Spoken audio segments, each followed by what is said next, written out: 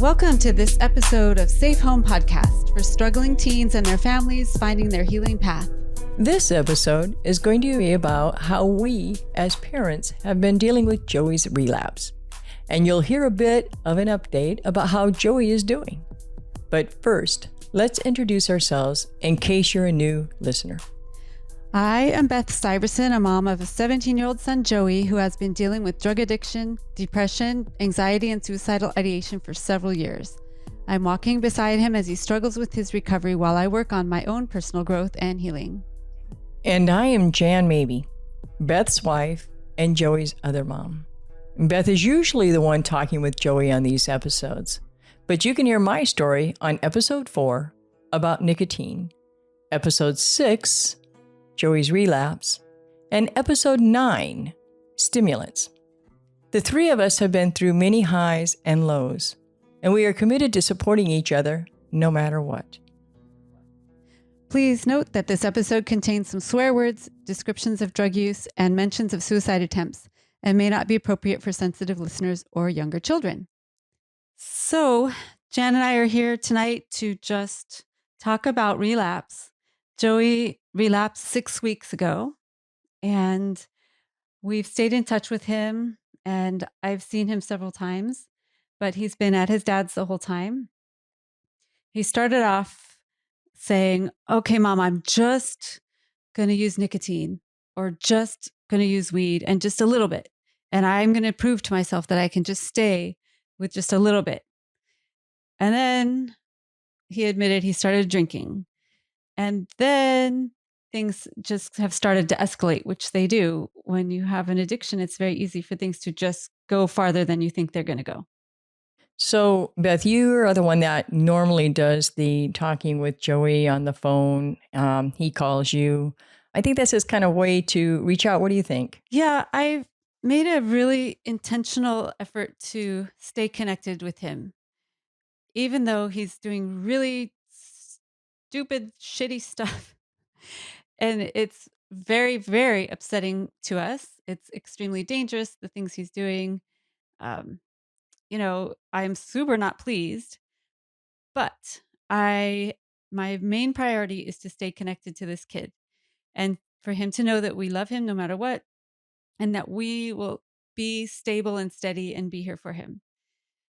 So that's what we've tried to do. We have not moved on like he's gone or something, but we have continued our lovely lives since he's been gone. We've focused on ourselves, and Jan got a great promotion since he left. And I've been making some other work choices that are going to balance our life out a little bit more.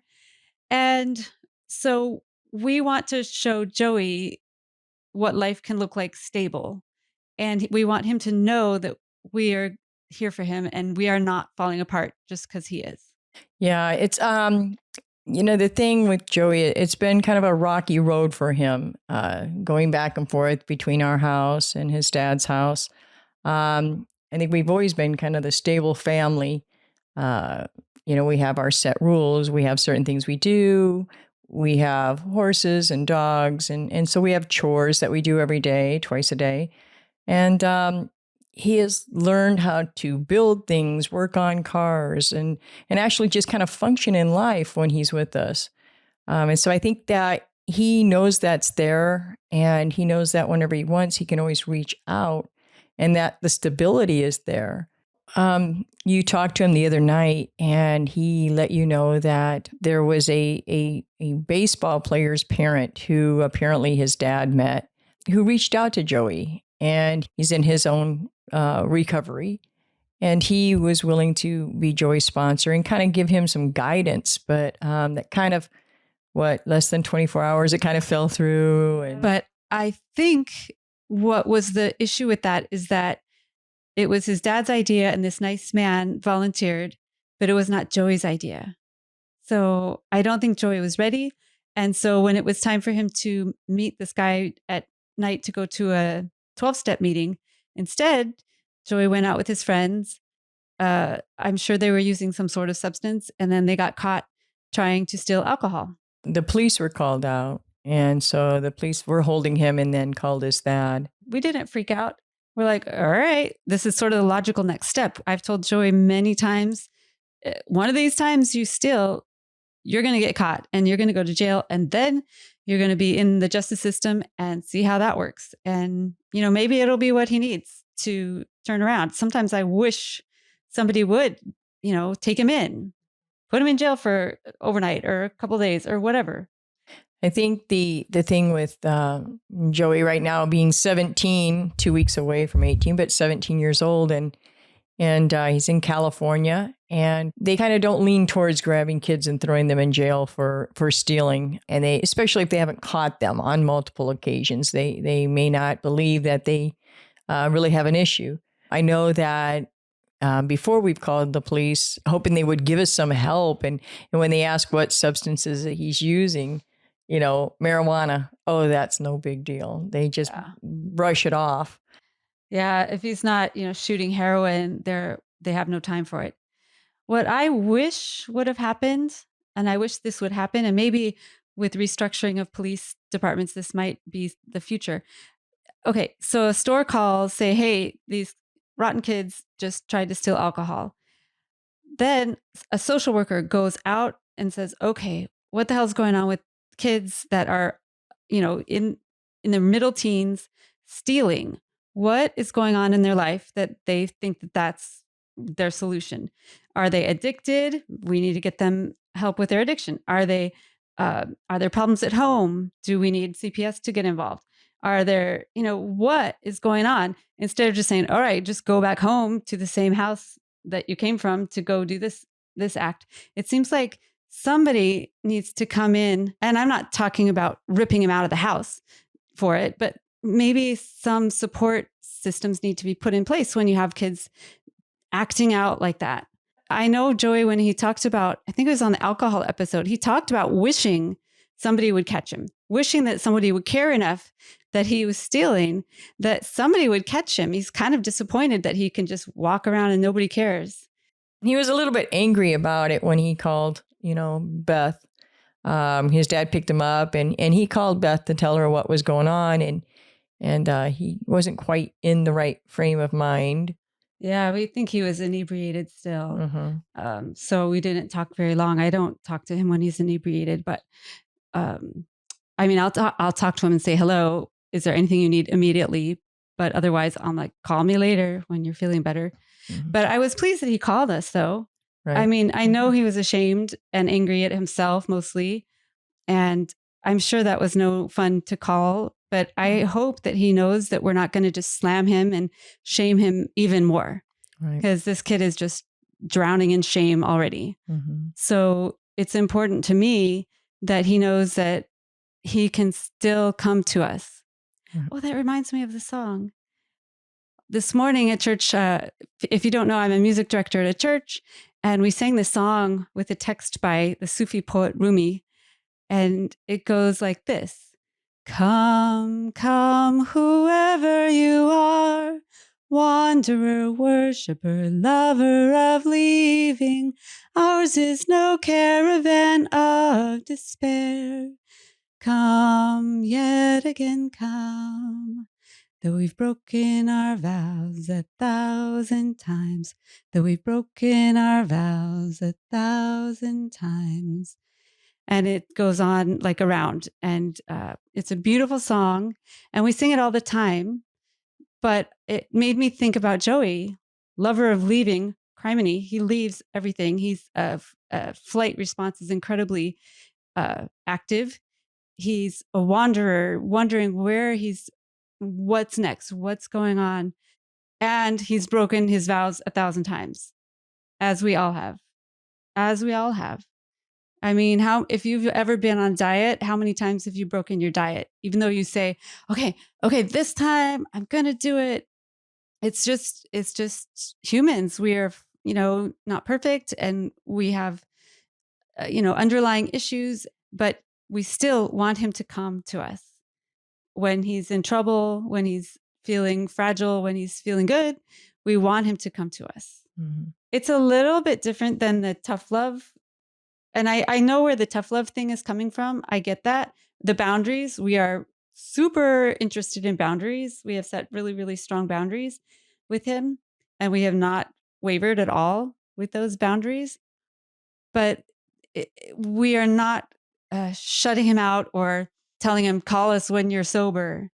We want him to call us whenever he needs us. And we are there to listen to him and to help him troubleshoot and get resources. And then when he does decide to become sober, then he knows we're a safe place to land when he needs to figure out where to go from here. So one of the things I'd like you to kind of explain is I know that we want him to call. We want him to call you. You are his safe place, his safe home. Mhm. If we don't hear from him for a certain amount of time, I mean, how do you feel, Beth? Oh, I get very worried and anxious. I'm really working on it because worry and anxiety does not help anything. It just makes everything worse. I try to just I just try to picture him just smoking weed and being lazy and eating Cheetos. And because out of all the things he could be doing, that's probably the least harmful, although I still don't like him using weed.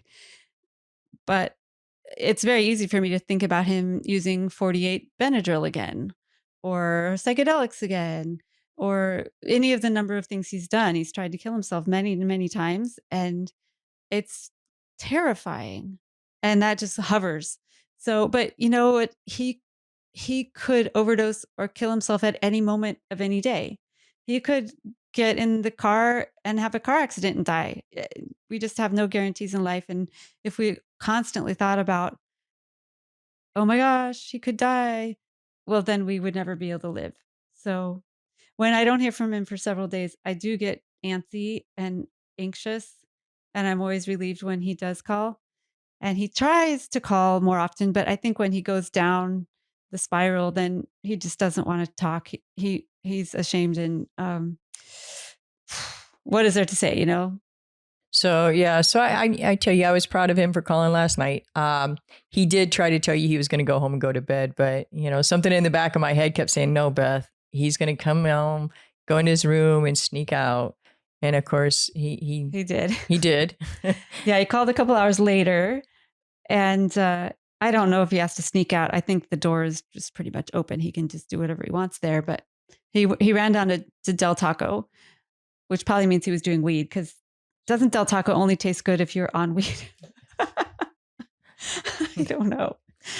Anyway, he on his way back, he witnessed a really bad accident. Right. A drunk lady ran into a car full of kids, and one of the people had a broken leg. Joey was the one that called 911, and it sounded like it kind of traumatized him. Mm-hmm. But I think it was more than just witnessing the accident. It was the proximity to his run-in with alcohol, and probably he was still drunk or high or whatever. And oh my God, that could be me, Right.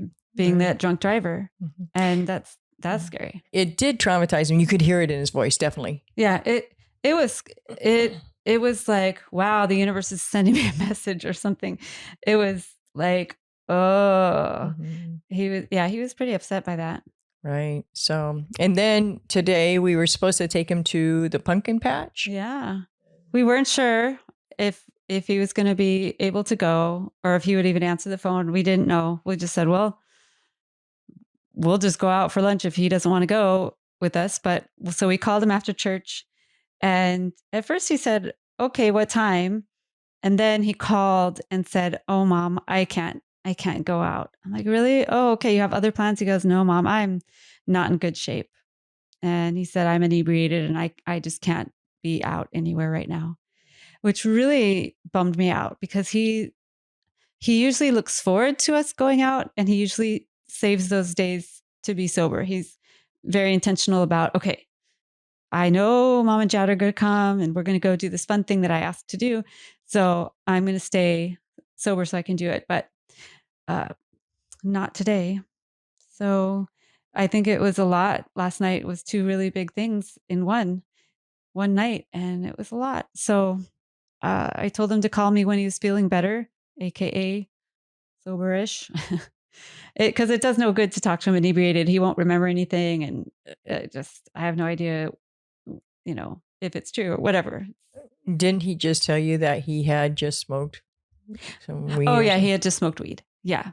So I appreciated his honesty, and I told him that. I said, well, I'm glad you told us so we didn't drive over there and have a bad experience. Or, I feel good about that he's able to tell us and he knows that we won't flip out on him.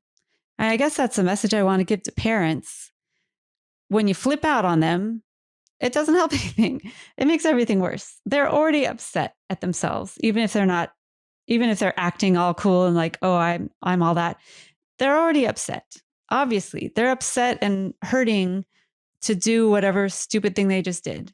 So heaping on shame or a large amount of disappointment and oh, Joey, it doesn't help. It's not that we are not disappointed at all.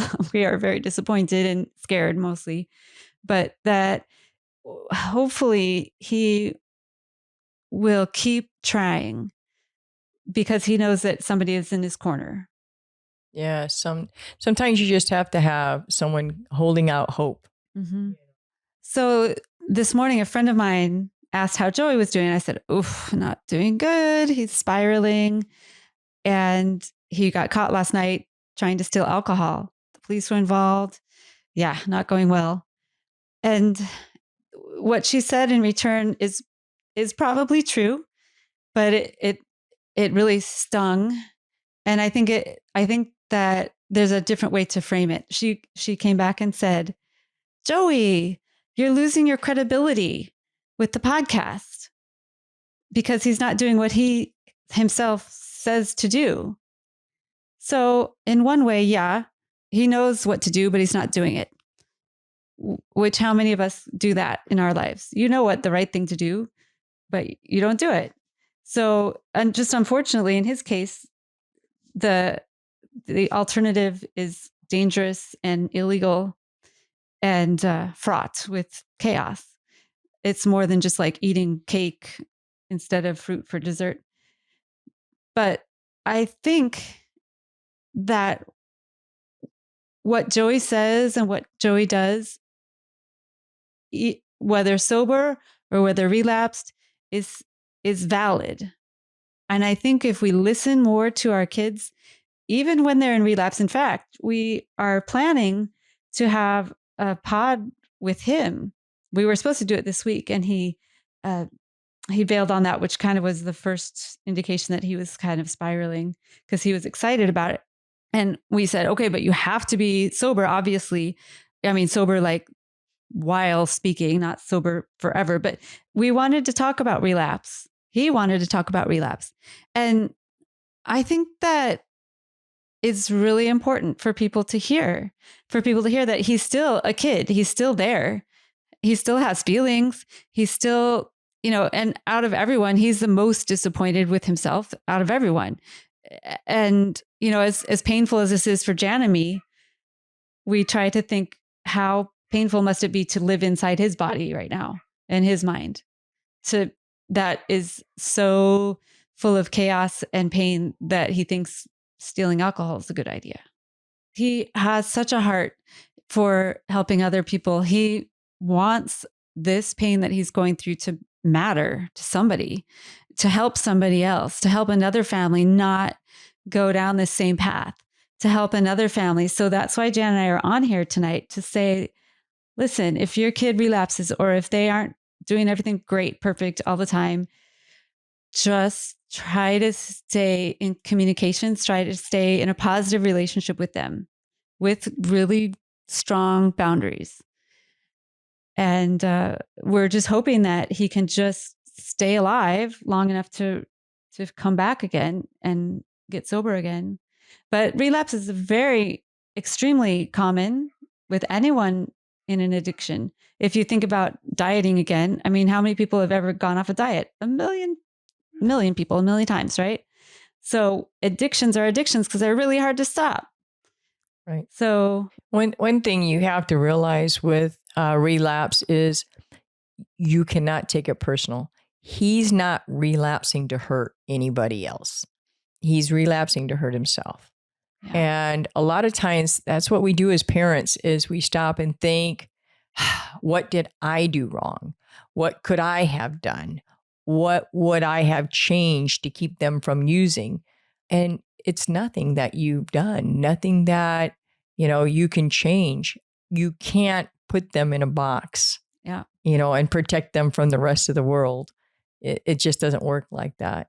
So, Yeah, there's nothing we can do or say. I wish I had some magic words to say and he would be fixed up, but there's nothing we can do except for be a positive relationship in his life.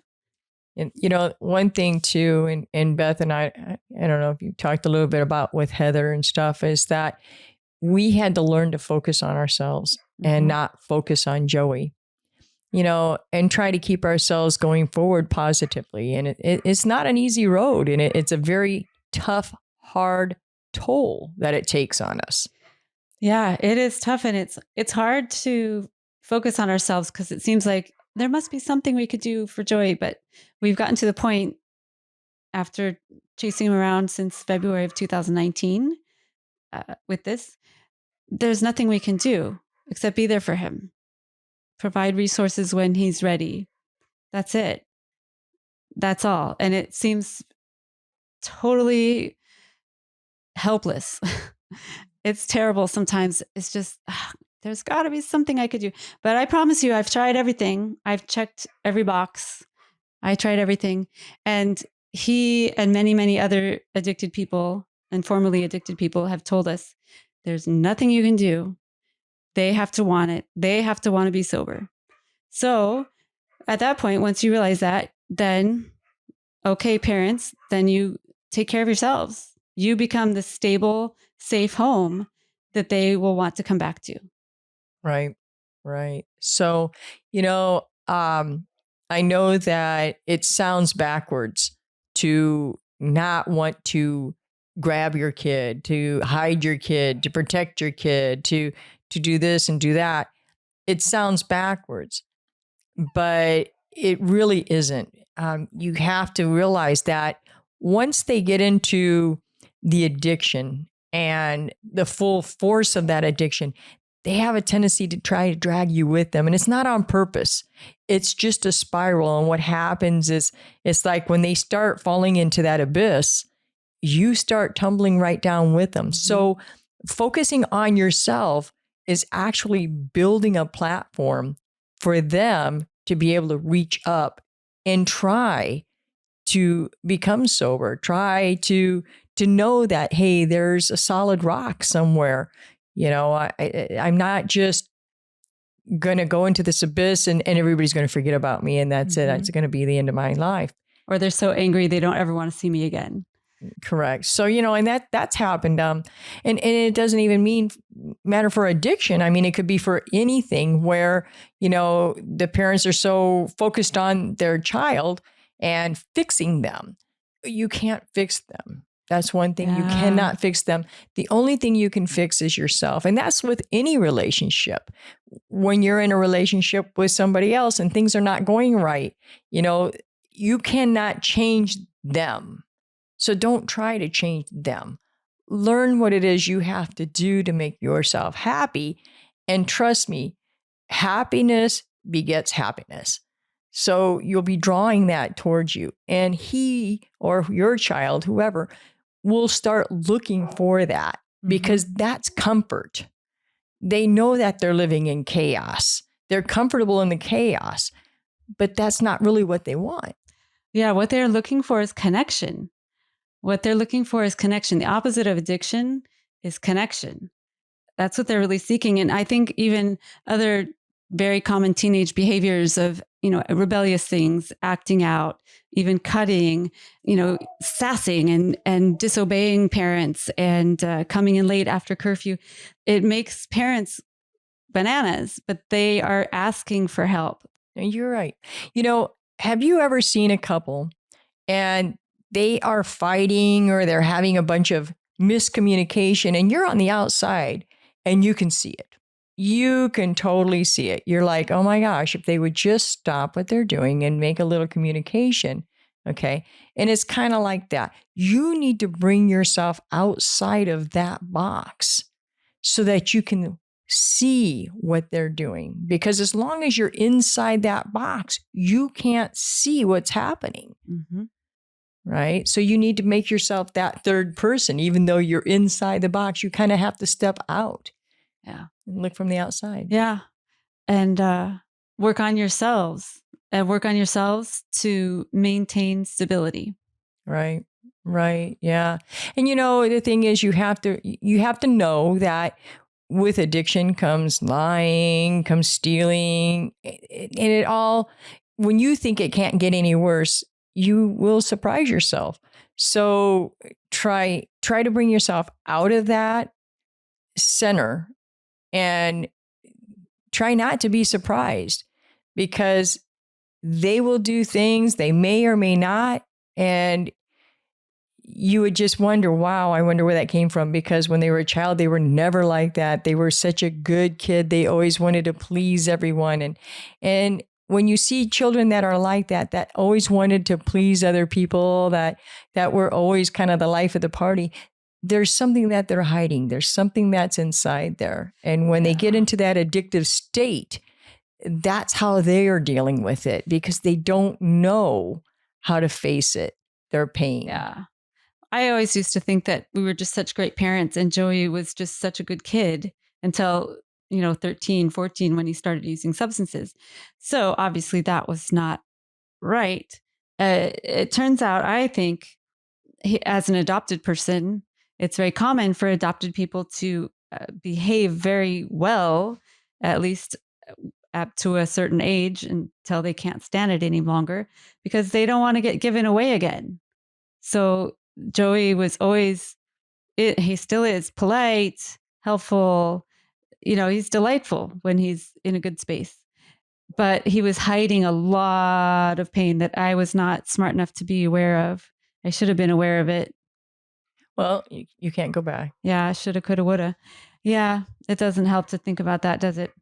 Well, if I were to do it again, and that's why we're doing this podcast, if I were to do it again, I would have become much better read about adoption, for sure.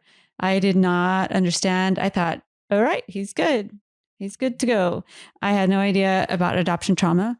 And when Joey started having trouble, a couple, maybe 12, 13, we could have probably done more to figure out what's going on before it got bad. He was younger than that. Oh, you think he was younger? 11, 12? 10, 11. 10, 11. Wow. Mm-hmm. Mm-hmm. Yeah, we missed some signs in the road. So that's why we want to help other people. Joey's birthday's coming up, which is always very difficult for him. It took us a long time to figure that out, but he always hated going out for his birthday. I'd be like, where do you want to go? What do you want to do for your party? He's like, I don't want to do anything.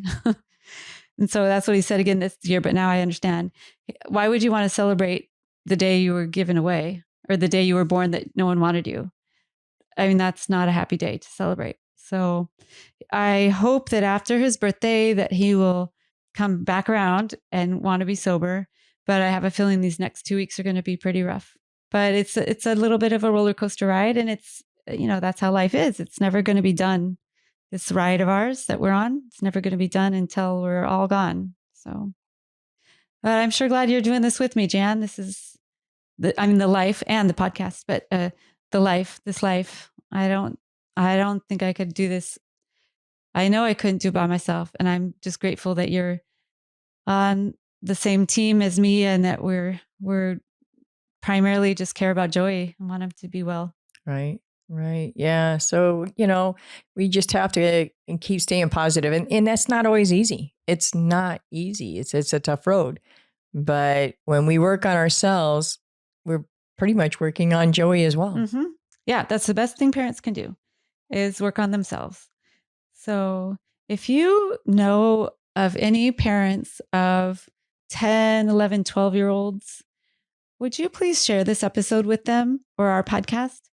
We really want to reach parents of kids that are not already deep into trouble.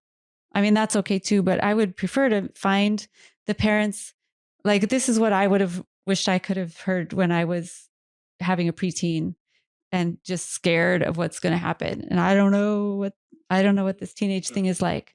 But some of the things that would be nice is some of the signs that we had. And I can remember one very, very vividly. One of the first things that Joey did was started closing his bedroom door. That was the number one thing. And then he would spend a long time in the bathroom. He would go in the bathroom and close the door and stay in there for a long time. Those two things really, really stood out to me that something was up. And after he was put in the hospital and we went through his bedroom, boy, were we shocked.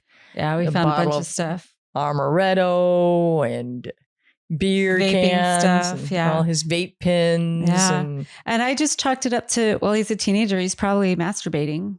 You know, I'm like, that's probably why he's shutting the door. And I always had a reason. Oh, it's probably this. It's probably that. Oh, it's okay. It's okay. My son would never do that. My son would never do drugs. Right. Whoopsie. Yeah. Everybody's susceptible. Yeah. I can remember saying, hey, wait a minute. He shouldn't be closing the door. He shouldn't be closing the door. There's something going on. And it wasn't like he would close it just to sleep. He would walk in his room and close the door behind him. And it was like, okay, there was something up. Yeah. Yeah. So just little signs. And as if we think of things, I think we should try and let people know, these are some little signs. They don't mean anything by themselves, but when you start putting it all together, they hide things. All of a sudden things would come up missing. He would take things to his dad's and then he would sell it. Yeah, he was selling stuff. He was selling things. So a lot of things. The only problem is he would blame that on his dad. Oh, my dad sold it. But that wasn't the case. Yeah, he sold it for drug money. Mm-hmm. But if we had listened to our own podcast when Joey was 10, 11, 12, and if he started shutting his door and spending a lot of time in the bathroom, what would we do now, knowing what we know now? Well, I think we would have knocked on the door and tried to keep that door open and said, hey, what's going on? Why are you in the bathroom so long? What's going on? Yeah, a lot more asking questions, curiosity, not like to punish, not to say, what are you doing? But say, hey, I noticed you're in the bathroom an awfully long time. Is there anything you want to talk about? Is it a health issue? Is it what's going on? And just let him know that we notice. And what can we help you with? Going at it with how can we help you instead of what's wrong with you?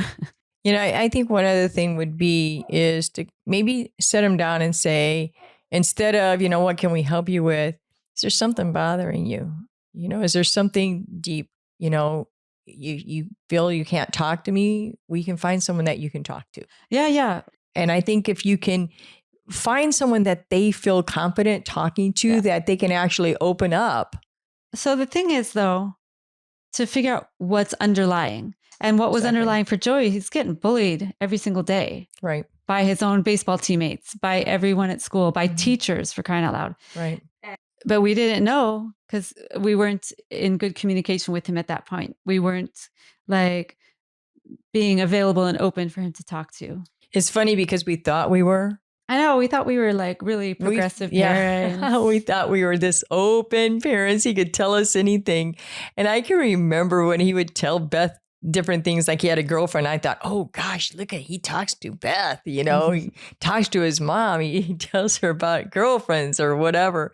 But it's not the deep talking. It's the deep talking that you need to open up. And the younger they are, the easier it is to get them to do that deep feeling. How are you feeling? How are you really feeling?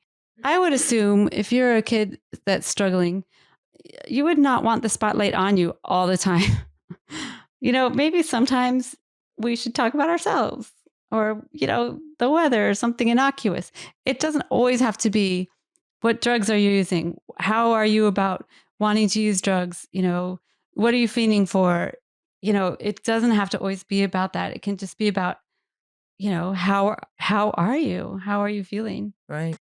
Well, I think we did it. We talked about Joey's relapse that is continuing, and we don't know how this story is going to end.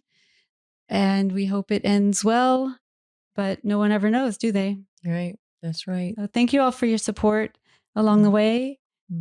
We appreciate everyone listening to the podcast, and we're going to keep coming back. We're going to keep trying, and hopefully, we'll have Joey here with us, and he'll either talk about relapse or he'll talk about trying to get into recovery in a safe home, maybe. And we'll keep talking whether things are going well or not. It's not about, look at us, we did this great job because now look, he's perfect. It's look, this is what addiction looks like. This is life. This is what a teen looks like when they're really, really struggling and having a ton of pain. So, so wish us luck. The next 2 weeks are going to be a little rough, I think, but we'll try and all hang in there. Make sure and share the podcast with other families that you know that have preteens or teens, and find us on Facebook, Instagram, Twitter, and on Patreon if you're interested in helping support us financially so we can remain commercial-free podcasts.